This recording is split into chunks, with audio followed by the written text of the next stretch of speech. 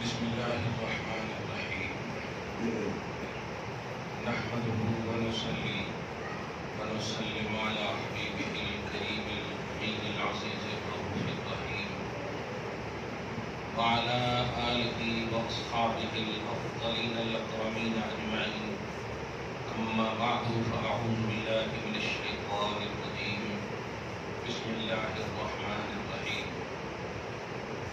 قل هو القادر على أن يبعث عليكم عذابا من فوقكم أو من تحت أرجلكم أو يلبسكم شيعا ويذيق بعضكم بأس بعض. انظر كيف نصرف الآيات لعلكم يفقهون. صدق الله العظيم. حضور برکت کے لیے درود شریف پڑھ لیجیے. اللهم صل وسلم وبارك على سيدنا وشفيعنا وحبيبنا ومولانا محمد معدن الجود والكرم وآله الكرام وابنه الكريم وآله وأصحابه وبارك وسلم صلی اللہ تعالی علیہ وسلم. قرآن پاک نبی صلی اللہ علیہ وسلم کا سب سے بڑا معجزہ ہے. رات میں آپ نے معراج کے حوالے سے بھی یہ تصور اور عقیدہ لیا اور سنا ہوگا کہ معراج بھی نبی آخر الزمان حضور خاتم پیغمبراں محمد عربی صلی اللہ علیہ وآلہ وسلم کا بہت بڑا معجزہ ہے. قرآن پاک کا درس مسلسل آپ فیضیاب ہو رہے ہیں. اللہ سبحانہ فرماتا ہے حبیب مقدم آپ کہیے وَهُوَ الْقَادِرُ عَلَىٰ أَن يَبْعَثَ عَلَيْكُمْ، وہی قادر ہے اس بات پر کہ وہ تمہارے اوپر کہ وہ تم پر عذاب بھیج دے، تمہارے اوپر سے، تمہارے پاؤں کے نیچے سے. عذاب کی یہ دو صورتیں اللہ کی اس قدرت کاملہ کا اعلان ہے. جہاں کہیں بھی عذاب کی شکل میں ہمیں دیکھنے کو خصوصاً موجودہ حالات میں ترکی، ملک شام، سیریا، لبنان اور دیگر جو ہماری اسلامی کنٹری خصوصاً متاثر ہیں، یہ سب اللہ پاک کی قدرت کے تحت ہے.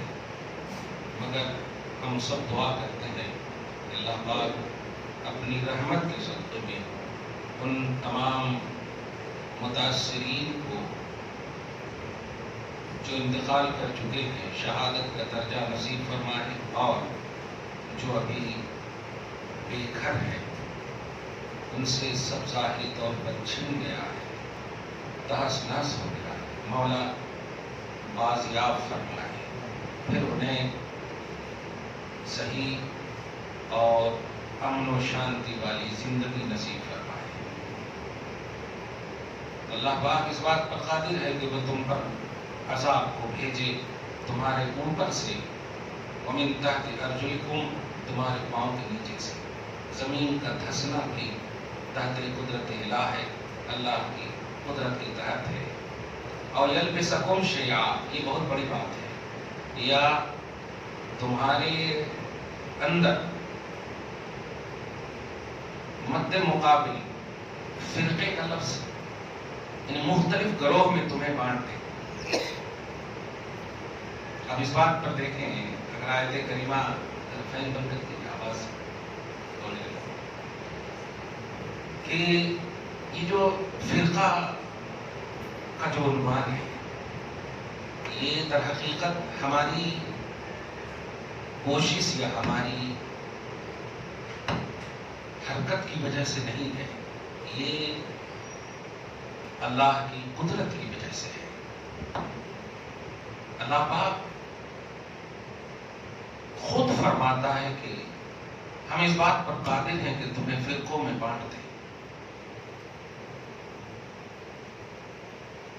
وَيُذِيقَ بَعْضَكُمْ بَأْسَ بَعْضٍ، اور ایک فرقہ کے ذریعے سے دوسرے فرقے کو عذاب دیں، مثلا اسے تم پر مسلط کر دیں.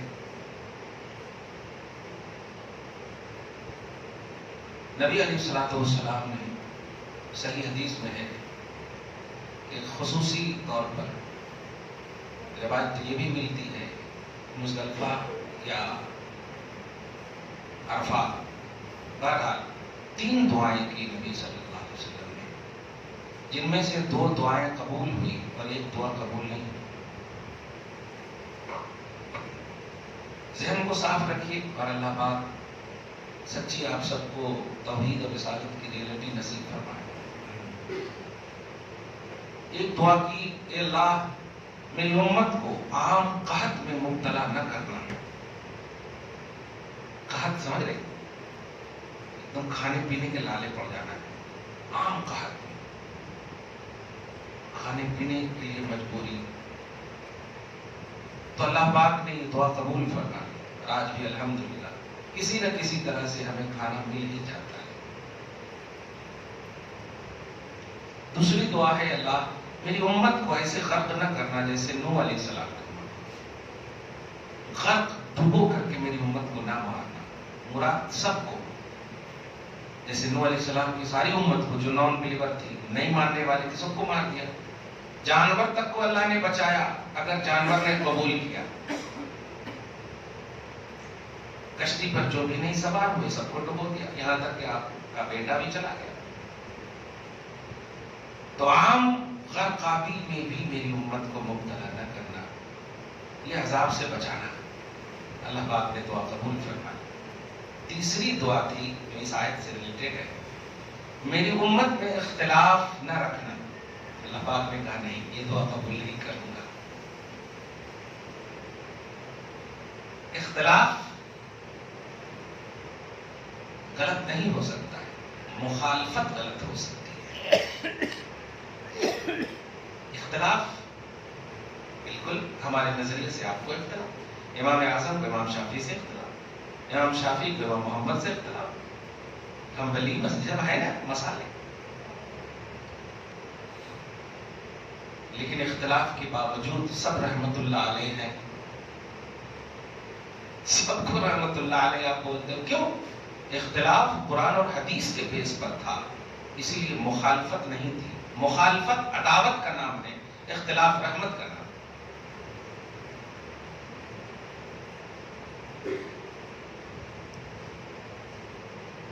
نبی صلی اللہ علیہ وسلم کی یہ دعا قبول نہیں ہوئی، اور آج آپ ہم سب دیکھ رہے ہیں، آپ ہم سب جس سے جڑے ہوئے ہیں پوری مضبوط سے جڑے رہیے آپ، لیکن اپنے اپوزیشن جو قرآن اور حدیث والے ہیں، اختلاف تو کر سکتے ہو آپ، مخالفت نہ کیجیے۔ مخالفت غلط ہے، اختلاف صحیح ہے۔ آپ سوچیں نا، حضرت آدم علیہ السلام سے لے کر عیسیٰ علیہ السلام تک محمد عربی صلی اللہ علیہ وسلم سے پہلے بھیجا اللہ تعالیٰ نے، لیکن کسی کو اتنے اہتمام کے ساتھ معراج میں بلایا۔ یہ نبی سے اختلاف ہے کہ نہیں؟ انہوں مختلف ہیں، انہوں مختلف ہیں کہ نہیں؟ لیکن اللہ تعالیٰ نے سارے انبیاء کرام کو اکٹھا فرما کر کے حضور کی امامت میں نماز کی ابتدا کی توفیق بخشی۔ دیکھا آپ نے مسجد اقصیٰ میں، سب سنے آپ۔ یہ اختلافات آپ دیکھیں، کسی میں مخالفت نہیں، یعنی کسی نے نبی یہ شکایت نہیں کہ میں بھی نبی ہوں، میرے کو کیوں نہیں بلایا، بلکہ سب کھڑے ہو کر کے ادب و احترام سے انتظار کر رہے تھے کہ مسجد حرام سے مسجد اقصیٰ آئیں گے تو ہم ان کی ابتدا میں نماز پڑھیں گے۔ اختلاف ہو سکتا ہے، آپ گھر میں بریانی بن رہی ہو، آپ کا پیٹ کہہ رہا ہو نہیں ہمیں ہمارے لیے روٹی ہونا، تم لوگ کھاؤ۔ خاص طور سے ہمارے گھر کے بزرگ تو یہی کہتے ہیں، وہ تم لوگ کھاؤ بھائی، ہمارے واسطے دودھ بنانا۔ ہمارے والد صاحب تو ایک دم کلیئر بولتے ہیں، ہاں روٹی اور دودھ ہونا رات میں، چاہے کون سو بھی فنکشن ہو۔ اگر خاص دعوت بھی ہے تو یہ بول دیتے روٹی ہمارے کو کھلاؤ گے تو آؤں گا، نہیں تو بغیر کھائے آ جاؤں گا۔ اس کا یہ مطلب نہیں کہ بریانی کو وہ حرام بول رہے ہیں، ایسا نہیں، ان کا لیول ہے، قوت ہاضمہ ان کے پاس ہے، گڑبڑائے تو ان کو فیس کرنا پڑتا ہے۔ اس لیے اختلاف ہو سکتا ہے، اختلاف زحمت نہیں ہے، رحمت ہے۔ آپ کو کھلائے نبی، خود پیٹ پہ پتھر باندھے، اختلاف ہے۔ کھلا کر کے آپ کی مخالفت نہیں کی، کیسی امت یہ تھی نبی کو پیٹ پہ پتھر باندھتا دیکھ رہی اور کھا رہی نہیں، زبردستی پلا رہے ابو ہریرہ کو، اور پیو اور پیو۔ ایک کاسا دودھ ملا تھا حضرت عائشہ کے پاس، کتنے دن سے کھانا نہیں، چولہے نہیں جلے تھے، اس حالت میں بھی بجائے اس کے کہ خود پیتے، عائشہ کو پلاتے، نہیں ابو ہریرہ کو پلا رہے، اور اتنا پلائے کہ آخری میں بولنا پڑا، ایک دم بالکل سیراب ہو گئے یا رسول اللہ، اور 70 جنے اور بھی پیے اس میں سے۔ یہ اختلاف ہے، مخالفت نہیں ہے۔ تو اختلاف اچھی چیز ہے۔ آپ اس لفظ سے اپنے سماج کو تھوڑا سی ٹیلی کیجیے اور سماج میں اینالائز کیجیے، تجزیہ کیجیے۔ یہ جو فرقے ہمارے پاس نظر آ رہے ہیں، اگر یہ قرآن حدیث والے ہیں، توحید اور رسالت کی ریئلٹی والے ہیں، تو کبھی مخالفت نہیں کریں گے۔ اختلاف ہو سکتا ہے، دھیان دیجیے، اور اختلاف کی سب سے بڑی وجہ بتاؤ، نبی صلی اللہ علیہ وسلم کی شریعت کی ہر ادا کو امت کے سامنے پیش کرنا۔ فرض کریں امام اعظم کا اختلاف اگر امام شافعی سے نہیں ہوتا، امام شافعی اگر اختلاف نہیں کرتے، تو حدیث میں دو حدیث آئی، ایک ناف کے نیچے بھی باندھنے والی حدیث آئی اور ناف کے اوپر بھی باندھنے والی حدیث آئی۔ اگر اختلاف نہ ہوتا تو ایک ہی حدیث پر امت عمل کرتی کہ نہیں، دوسری حدیث چھوٹ جاتی۔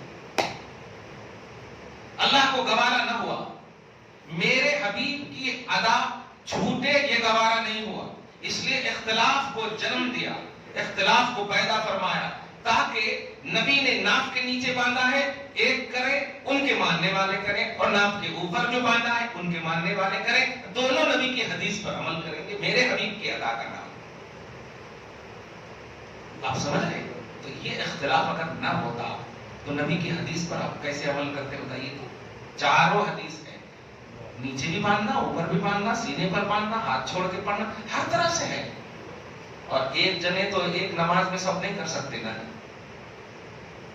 لیکن اگر چار ہو تو چاروں ادائے مصطفیٰ کر سکتے ہیں۔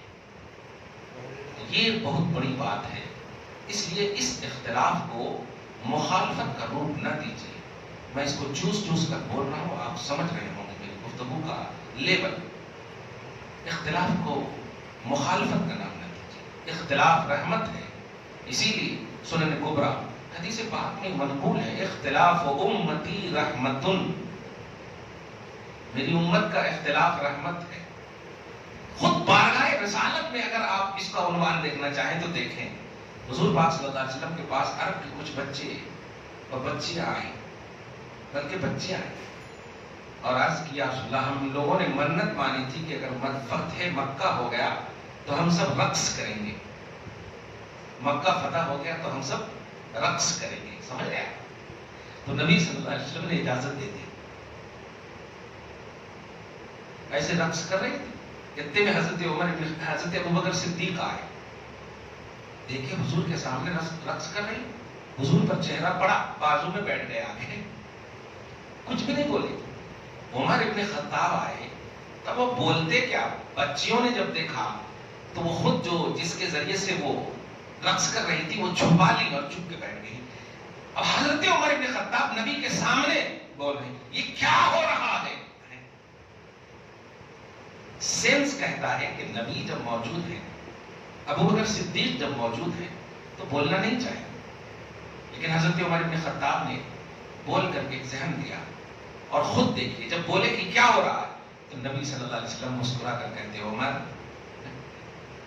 میں جانتا تھا تم آؤ گے، تم تو وہ ہو کہ اگر تم چلتے ہو راستے میں شیطان دکھ جائے کہ عمر آ رہے ہیں، انہیں موقع نہ ملے بھاگنے کا تو دیوار میں چپک جاتا ہے۔ اب آپ دیکھیں اختلاف ہے نبی سے ظاہری طور پر، ابوبکر صدیق سے ظاہری طور پر، لیکن مسکرا کر کے اس اختلاف کو قبول کیا نبی نے، کیا کہ نہیں؟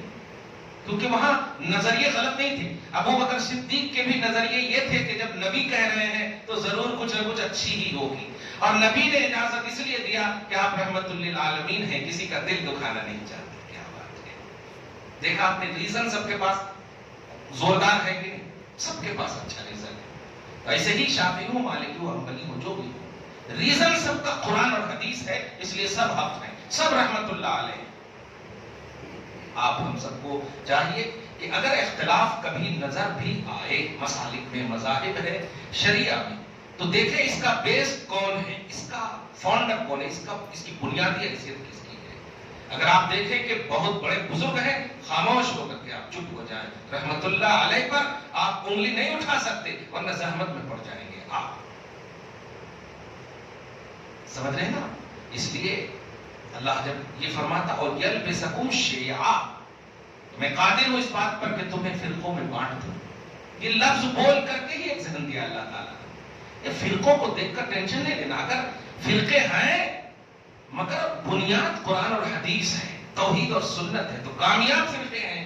اور اگر نہیں تو وہ ایک ہو کر کے بھی اگر قرآن حدیث اس کے پاس نہیں ہے تو ناکام ہے. سب ہو کر اگر قرآن حدیث والے ہیں، شریعت والے ہیں، ریئلٹی ان کے پاس توحید و سنت کی ہے، اللہ رسول کی رضا کی ہے، اللہ رسول سے محبت کی ہے، تو رہے کیسا بھی کالا گورا، اسی کا خاتمہ کرنے کے لیے تو نبی آئے. نبی نے عرب میں پیدا ہونے کے باوجود فرماتے ہیں لا فضل لعربی علی عجمی ولا لعجمی علی عربی. سنو عرب والوں، میں بھی پیدا ہوا ہوں، اعلان کرتا ہوں کسی عربی کو کسی عجمی پر یا کسی عجمی کو کسی عربی پر فضیلت یوں ہی نہیں ہے، فضیلت کا راز تقویٰ ہے. اگر عرب والے تقویٰ حاصل نہیں کریں گے اور عجم والے متقی ہوں گے تو عجم والے کو اس عرب والے پر فضیلت حاصل ہے. دیکھا آپ نے، مختلف کر دیا نا. آپ انڈیا میں پیدا ہوئے، متقی ہیں، پرہیزگار ہیں، لیکن کوئی عرب میں پیدا ہوا، کیا بھی تقویٰ نہیں ان کے پاس، تو آپ ان سے افضل ہیں شریعت کی روح سے، اللہ کی بارگاہ. تو مختلف ہونے کے باوجود اللہ پاک نے جس کو اچھا کہنا تھا کہا. تو بیس ہمارا قرآن اور حدیث ہونا چاہیے، اور عوام کو تو اس چیز میں پڑھنا ہی نہیں چاہیے جس کا معیار، جس کی بنیاد بڑے ہوں. یہ میں بار بار اس جملے میں کہتا ہوں، ابا والد والدین جب لڑتے ہیں تو بیٹوں کو پڑھنا نہیں چاہیے، بڑوں کی بات ہے. ہاں یہاں تک حدیث بتاؤں آپ کو، شریعت بتاتا ہوں آپ کہ اگر آپ ماں کو زیادہ چہیتا ہے، یہ مسئلہ بہت اہم سنیے. جب باپ نے آپ کو جائیداد زیادہ لکھ دی ہے تو غلطی کسی کی بھی ہو، اب باپ کے پکش میں ہو، اب ماں کو کہیں کیا جی ہمیشہ لڑتے رہتے، اس جملے کو بھی آپ بولیں گے تو اللہ ناراض ہو جائے گا، جہنم میں ڈال دے گا. یا اگر ماں کے چہیتے ہیں اور باپ کو آپ کہہ دیں کہیں کو لڑتے رہتے جی، اتنا سا بھی لفظ اگر آپ نے کہا تو جہنم میں چلی جائے گی. آپ بتائیے، بڑوں کے اختلاف میں پڑھنے والا بیٹا بھی چلا جاتا ہے جہنم میں، کیونکہ وہاں ریزن وہ ہے. ہاں اگر کوئی ایسا اختلاف ہو جو مخالفت کا روپ لے لے، مثلا طلاق کی نوبت آ جائے، مار پٹائی کی نوبت آ جائے، تو وہاں پر ادب و احترام سے آپ بیچ میں حائل ہو سکتے ہیں، سولوشن کا نظریہ لے کر. پکشپات نہیں ہو سکتے آپ، ون سائیڈڈ نہیں ہو سکتے آپ. دیکھا آپ نے، تو کچھ اختلاف ایسے ہیں جہاں پڑھنے سے آپ ہی چلے جائیں گے. میں جو ذمہ داری کا جملہ بول رہا ہوں کہ امام شافعی و مالک و حنبل کی چاروں جو مسالک ہیں، ان کے بیس رحمت اللہ علیہ ہیں. امام اعظم رحمت اللہ علیہ، امام شافعی رحمت اللہ علیہ، امام مالک رحمت اللہ علیہ، امام احمد ابن حنبل رحمت اللہ علیہ. اب اگر آپ شافعی کو مان کر امام اعظم کے ماننے والے کو اگر برا بھلا کہیں گے تو یہ ان کو نہیں کہہ رہے ہیں آپ، یہ ان کے اوپر کو کہہ رہے ہیں، کیونکہ وہ مان رہے ہیں کس کو؟ جو رحمت اللہ علیہ ہے. اس لیے نظریے اور اختلافات کو پازیٹو رکھیے.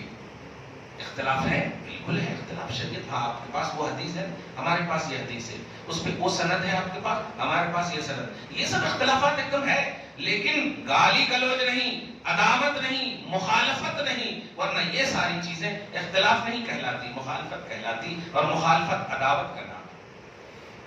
آپ سوچیں ذرا کہ پازیٹیوٹی اختلاف میں کس انداز میں اللہ کی بارگاہ میں مقبول اور محمود ہے. سورہ بقرہ کی آیت نمبر 104 کو آپ ملاحظہ کیجیے. اللہ پاک فرماتا ہے یا ایھا الذین آمنوا لا تقولوا راعنا. اے ایمان والو، نبی کے سامنے جب تم کچھ سیکھنے کے لیے بیٹھو تو جو بات سمجھ میں نہ آئے تو نبی کو راعنا کہہ کے نہ پکارو. بہت پہلے سن چکے ہیں. راعنا راعنا کا مطلب ہوتا ہے ہماری رعایت فرمائیے یا رسول اللہ. ہم نے جس کو آج کے حساب سے کہیں ذرا ایک بار اور بولیے، ٹیچر کو بولتے ہیں بچے ذرا ایک بار اور بولیے سمجھ میں نہیں آیا، ایسا بولتے ہیں. اور ٹیچر بھی بولتے ہیں نا انڈرسٹینڈ، اور نہیں سمجھ میں آیا تو آپ بولتے ہیں نوٹ انڈرسٹینڈ بول دیتے آپ. تو اللہ پاک جو ہے صحابہ کرام کو، جو لوگ نبی صلی اللہ علیہ وسلم کی بات کو سڈنلی نہیں سمجھ پاتے، ان کو کہا راعنا نہ کہو، لیکن آپ اس میں ایک نقطہ سنیے. راعنا نہ کہو سے روکا ضرور ہے، لیکن اس سے پہلے فرمایا ہے یا ایھا الذین آمنوا. آپ جملے پہ غور کریں گے تو آٹومیٹک آپ کو مسئلہ سمجھ میں آئے گا. یہ نہیں فرمایا کہ تم نے راعنا کہہ کر کے کفر کر دیا ہے.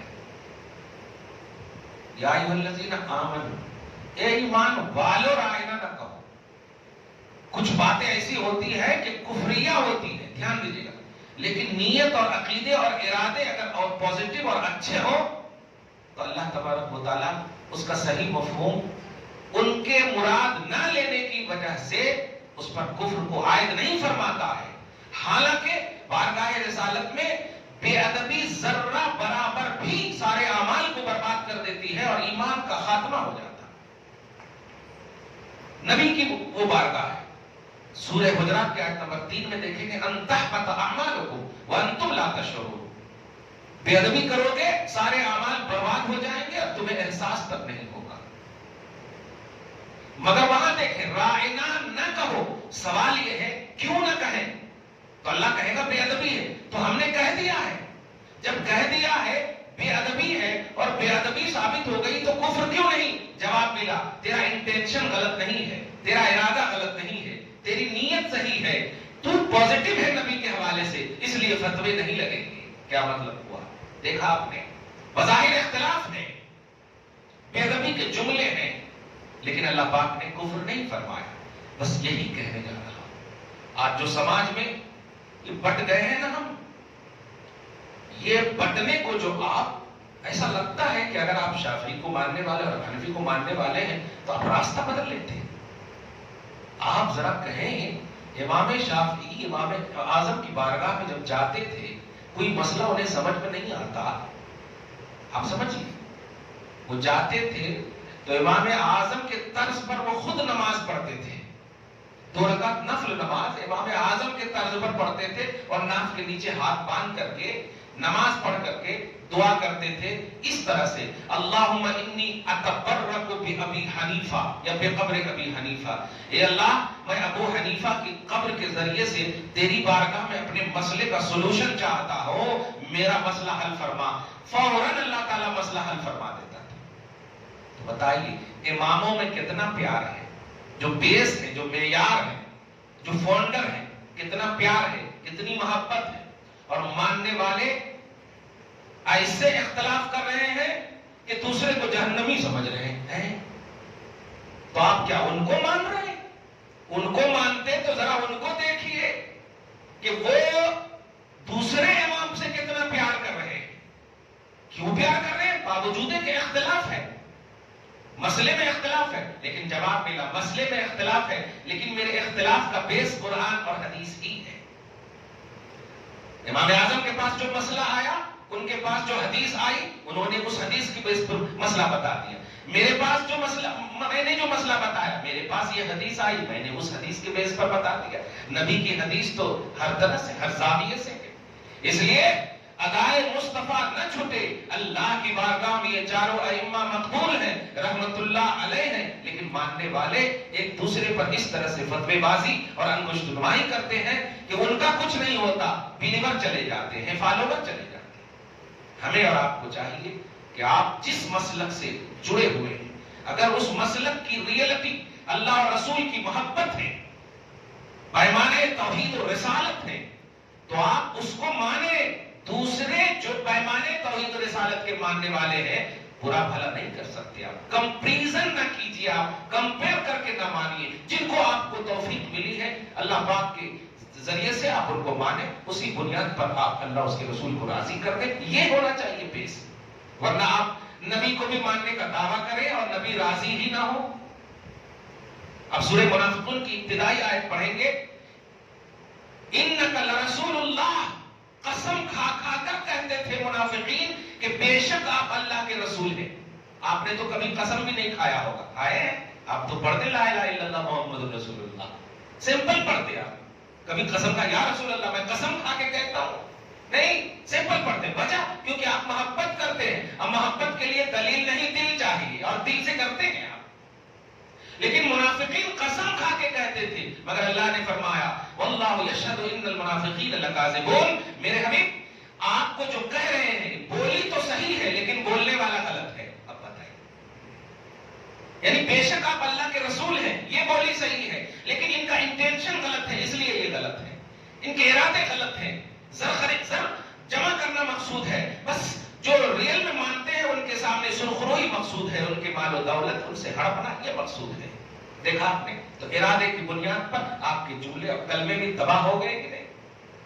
اگر ارادہ صحیح ہے تو پھسل بھی جاؤ گے تو اللہ آپ کو سنبھال لے گا. دیکھا، رائنا کہہ کر پھسل گئے صحابہ، لیکن آمنو کہہ کر سنبھال لیا اللہ نے. دیکھا آپ نے؟ سنبھال لیا اللہ نے. تو نیت اچھی رکھو، ارادہ اچھا رکھو، عقیدہ اچھا رکھو. اسی عقیدے اور نیت اور ارادے کی بنیاد پر اگر اس میں حسن اور اچھائی ہوگی تو آپ الحمدللہ کامیاب ہو. نہیں تو آپ پہاڑ رکھے عبادتوں کے، نیت ارادے عقیدے اچھے نہیں ہیں، ناکام ہو جائیں گے آپ. دیکھیں اللہ فرماتا ہے وَيُذِيقُ انظر کیف نصرف الآیات لعلہم یفقہون. دیکھو کیسے ہم اللہ کی آیتوں کو یا اپنی آیتوں کو مختلف انداز میں تمہارے سامنے پیش کر رہے ہیں لعلہم یفقہون، تاکہ تم سمجھو کہ توحید کی ریئلٹی کیا ہے. اپنا سینس، اپنی تھنکنگ یہ سمجھنے کا ذریعہ نہیں ہے. اللہ کے رسول کی تھنکنگ، صحابہ کی تھنکنگ، اہل بیت کی تھنکنگ، یہ تابعین کی تھنکنگ، جو بڑے جو سمجھ چکے ہیں، بس اس کی سمجھ پر بھروسہ کر لیجئے، کامیاب ہو جائیں گے. ورنہ آپ دل سے بتائیے، آپ کو ہمت ہے کہ آپ اپنے دادا پر دادا کو بول دیں جہنمی؟ بلکہ کوئی اگر بول دے تو آپ لاٹھی لے کے اڑ جائیں گے. صحیح ہے کہ نہیں؟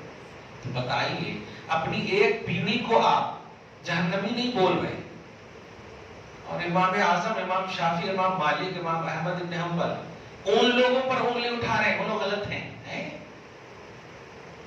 ہمت کیسے ہوئی؟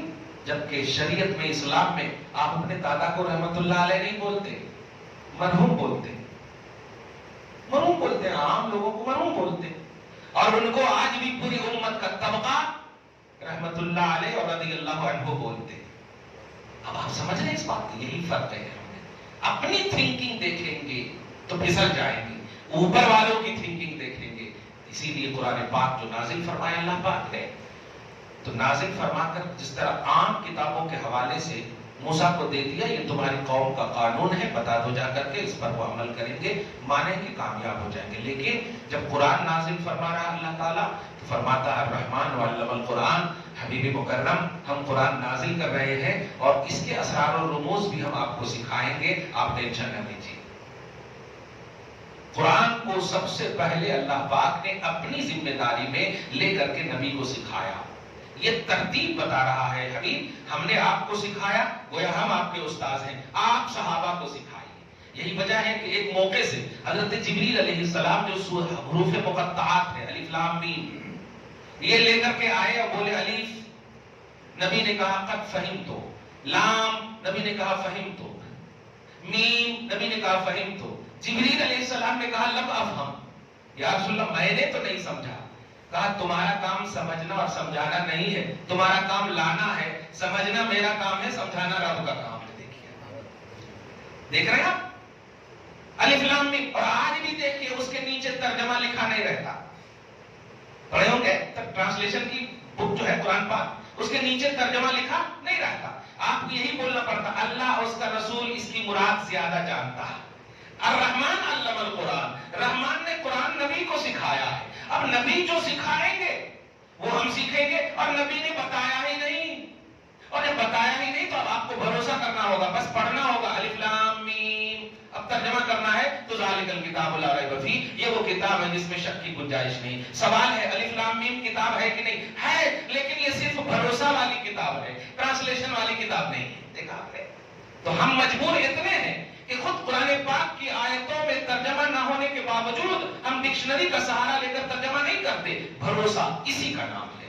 تو جب بھروسہ آپ کر کے قرآن کو مانتے ہیں، بھروسہ کر کے شریعت کو مانتے ہیں، تو پھر اپنی تھنکنگ، اپنا لاجک کیوں لگا رہے ہیں؟ یہ غلط ہے، یہ ناجائز ہے، یہ حرام ہے، وہ مسئلہ غلط ہے، یہ فرقہ غلط ہے. نہیں، آپ صحیح ہو، بس اس کو ثابت کرنے کے لیے اس پر آپ مداومت کرو، اس پر ہمیشگی اور کنٹینیوٹی برتو، یہ کامیابی کا راز ہے، ورنہ ناکام. دعا ہے اللہ تعالیٰ آج اس خصوصی گفتگو کو حبیب پاک صاحب اولاد کے وسیلے سے قبول فرمائے، اپنی شان کریمی کے مطابق اجر عطا فرمائے.